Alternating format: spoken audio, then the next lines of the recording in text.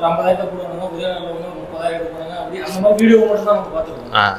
Intraday பற்றி மட்டும் தான் எனக்கு தெரியும்.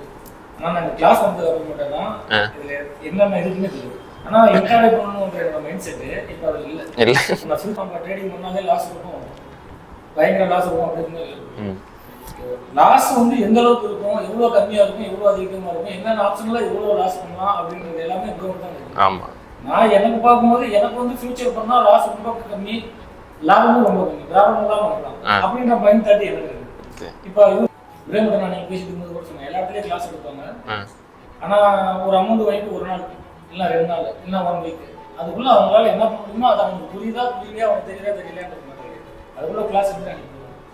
ஆனால் கிட்டத்தட்ட இந்த 1 month class, 1 month offline class எங்கெல்லாம் கண்டக்ட் பண்ணுறாங்கன்னு தெரியல, நான் கேள்விப்பட்டதும் கிடையாது. ஆனால் இங்கே 1 மந்த் எடுக்கிறது பெரிய விஷயம்.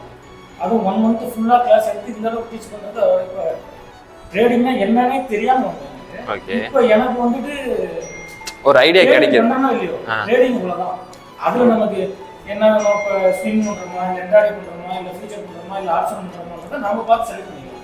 அதை எதையாவது ஒன்று பண்ணிடலாம். பட் எல்லாத்துலேயும் இந்த 1 மந்த்ல வந்து 100% சொல்ல முடியாது. இந்த 1 மந்த் 100% நானே சொல்ல மாட்டேன். ஓகேங்களா, இந்த 1 மந்த்ல எத்தனை மெத்தட் இருக்கோ அதில் எல்லாத்துலேயும் ஒரு 60% ஆஃப் நாலேஜ் டெவலப் இருக்கிற அளவுக்கு டெவலப் ஆகும்.